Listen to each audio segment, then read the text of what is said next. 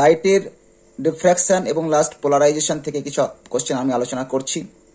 First question, which property of light shows it is a transverse wave. Transverse wave একমাত্র বলে দিয়েছিলাম সমাবর্তন ধর্ম প্রদর্শন করে আলো তির্যক তরঙ্গ। সমাবর্তন প্রপার্টিটা দেখা যায় শুধুমাত্র তির্যক তরঙ্গের ক্ষেত্রে। বাকি যে ঘটনাগুলো আছে ব্যতিচার, অপবর্তন, এই সমস্ত ঘটনাগুলো অনদৈর্ঘ্য তরঙ্গের ক্ষেত্রে প্রযোজ্য হয়, তির্যক তরঙ্গের ক্ষেত্রে প্রযোজ্য হয়। তো এই কোশ্চেনটা প্রায় থাকে, প্রায় বলতে ক্লাস 9, 10 বা 11, 12 বইয়ে থাকে। এটা দেওয়া হলো।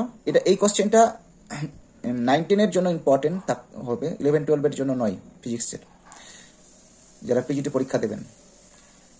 তারপরে হচ্ছে 2 নম্বর কোশ্চেনটা, টু নিকলস আর perpendicular to each other. Now one of them is rotated through 30 degree angle.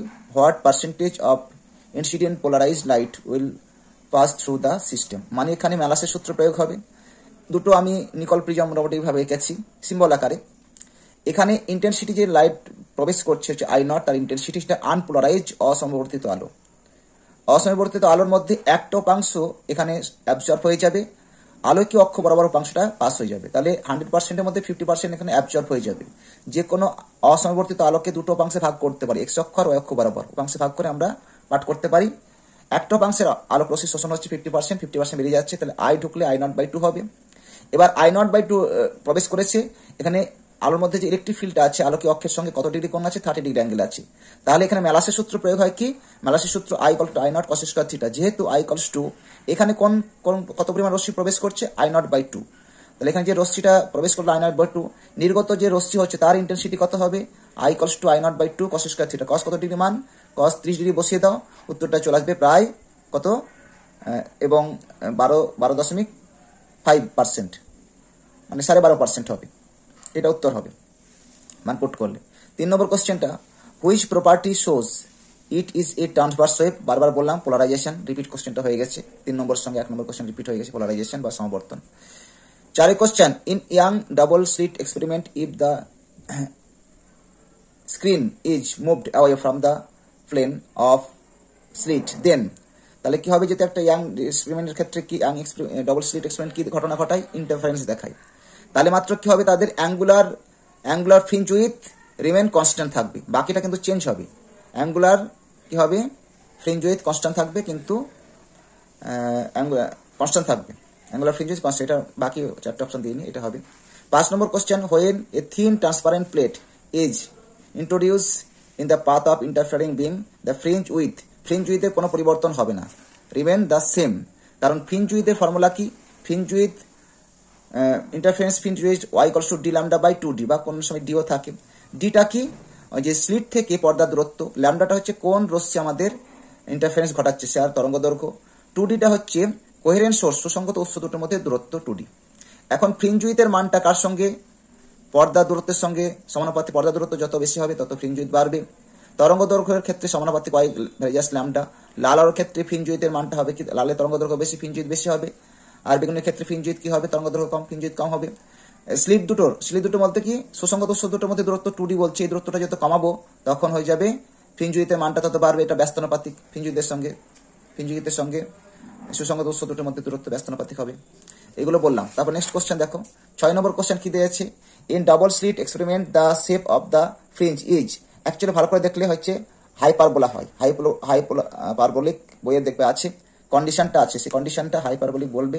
যদি মানে ডি এর মানটা 2d থেকে যদি কম হয় হাইপারবোলিক হয় জেনারেল ভাবে, আর ন্যাচারাল ভাবে ক্যাপিটাল ডি এর মানটা 2d থেকে যদি বেশি হয়ে যায় তাহলে সাধারণভাবে হয় কি স্ট্রেট লাইন হয়ে যায়। কিন্তু যেহেতু আমাদের এখানে হাইপারবোলিক আছে, হাইপারবোলিকটা আমরা কারেক্ট অ্যান্সার হিসাবে ধরে নেব। 7 নম্বর কোশ্চেনটা, if we repel Young double slit experiment, if we repeat Young double slit experiment in water by maintaining all conditions same, the fringe with কি হয়ে যাবে, ফ্রিঞ্জ উইথ কি হবে, ডিক্রিজ হবে। কেন, ফ্রিঞ্জ উইথ হচ্ছে d λ/μ হয়ে যায়। আচ্ছা, ফ্রিঞ্জ উইথ বিটা ভ্যারিজাস 1/μ হয়ে যায়। তার জন্য যেহেতু জলের প্রতিসরাঙ্ক বেশি, তাই ফ্রিঞ্জ উইথ কি হবে, ডিক্রিজ করে দেবে। ঠিক আছে, ডিক্রিজ হবে, এটা করবে। 8 নম্বর question, if the polarising angle for a medium is 60 degree, what will be the critical angle. Critical angle কত হয়ে যাবে, এটা অপশনটা, এটা হবে অপশনটা। কেন হবে, আমরা জানি ট্যান আইপি, আইপিটা হচ্ছে বুস্টার্স অ্যাঙ্গেল, ইকুয়ালস টু মিউ হয়ে যায় প্রতিসরাঙ্ক, আবার 1/sin θc সমান মিউ হয়ে যায়। তাহলে এখানে যদি আমি কি বার ক্রিটিক্যাল অ্যাঙ্গেল বার করতে, এখানে চলে গেলাম sin θc সমান 1/tan আইপি, tan আইপির মানটা কত হচ্ছে, tan আইপির মানটা 60 ডিগ্রি, 60 মান হচ্ছে √3, তাহলে theta equals to theta critical theta equals to tan inverse এই sin ইনভার্স 1/3 হবে।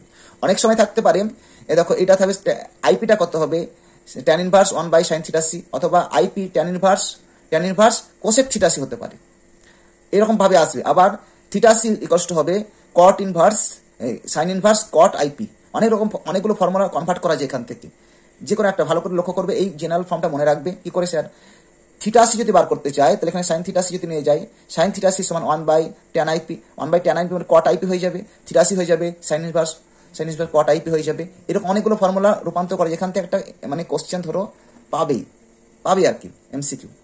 9 নম্বর question, what does diffraction indicates, diffraction কি ঘটনা ঘটায়, ওয়েভ নেচার দেখায়। ওয়েভ নেচার, ডুয়াল নেচার কাদের হয়, ইলেকট্রোম্যাগনেটিক ওয়েভের ক্ষেত্রে দ্বৈত সত্তা দেখি। দ্বৈত সত্তা মানে হচ্ছে একটা পার্টিকেল কণা ধর্ম, একটা তরঙ্গ ধর্ম। এবার কোন কোন ঘটনাগুলি বলে দিই। তরঙ্গ ধর্ম কোনগুলি দেখবে, প্রতিফলন, প্রতিসরণ, ব্যতিচার, অপবর্তন, সমাবর্তন, এইগুলো হচ্ছে আলোর তরঙ্গ ধর্ম প্রদর্শন করে। কিন্তু স্ক্যাটারিং, আলোক তড়িৎ ক্রিয়া, কম্পটন এফেক্ট, এইগুলো হচ্ছে আলোর কণা ধর্ম প্রদর্শন করে। কম্পটন এফেক্ট, আলোক তড়িৎ ক্রিয়া, তারপর হচ্ছে বললাম কি স্ক্যাটারিং, বিক্ষেপণ, আলোর কণা ধর্ম প্রদর্শন করে, এগুলো বলে দিলাম। 10 নম্বর question, fringe width in the interference pattern will be more when the coherent sources close to, more হয়ে যাবে কখন, যখন fringe width pattern will be more the coherent source. Fringe width বাড়বে কখন বাড়বে, ফ্রিঞ্জ উইথ বাড়বে যখন ওই যে উৎস দুটি কাছাকাছি। কারণ কি, ফ্রিঞ্জ উইথ দেখো বিটা ইকুয়ালস টু 2d মানে সঙ্গত উৎস দুটির মধ্যে দূরত্ব 2d, স্মল 2d। বিটার সঙ্গে ফ্রিঞ্জ উইথের সঙ্গে এটা কি ব্যস্তানুপাতিক, এটা যদি এটা বেশি করতে চাইছি তাহলে উৎস দুটোর মধ্যে দূরত্ব কমাতে হবে, উৎস দুটোর কাছাকাছি থাকবে, হয়েছে। এদের সঙ্গে কি সমানুপাতিক আছে, আগের টার্মটি আলোচনা করলাম আমি আগে কয়েকটা কোশ্চেন আগে, নেক্সট আগের পেজে। 11 নম্বর question, in Brewster's polarisation the angle between reflected and reflected ray angle. আমাদের বুস্টার্স পোলারাইজেশন করেছে কি, এখানে আলোক রশ্মি যদি ফেলা হয় একটা মিডিয়াম থেকে একটা মিডিয়াম, তাহলে এখানে আলোকের দুটো কম্পোনেন্ট হয়, একটা প্রতিফলন হয়, একটা প্রতিসরণ হয়। যদি প্রতিফলিত রশ্মি প্রতিষ্ঠিত রশ্মির মধ্যে 90 ডিগ্রি কোণ হয়, তাহলে প্রতিফলিত রশ্মিটা হয় সম্পূর্ণরূপে পোলারাইজড লাইট, কি হয়, সম্পূর্ণরূপে সমাবর্তিত রশ্মি হয়। তাহলে এই প্রতিফলিত রশ্মিটা হচ্ছে সম্পূর্ণরূপে পোলারাইজ বলেছে, তাহলে প্রতিফলিত প্রতিষ্ঠিত রশ্মির মধ্যবর্তী কোণ হবে 90 ডিগ্রি হবে। তখন আপাতনের কোণের মানটাকে বলবো আমরা কি বল, সমাবর্তন কোণ, বুস্টার্স ল থেকে আসে, তখন কি আসে, tan IP equals to mu হয়ে যায়, প্রথম মাধ্যমের সাথে দ্বিতীয় মাধ্যমের প্রতিসরণ, এটা যেটা হয় tan IP equals to mu হয়ে যায়। খুবই ইম্পর্টেন্ট এই পার্টগুলো আলোচনা করলাম, এখানে ভিডিওটা শেষ করছি, সবাই দেখে নিও।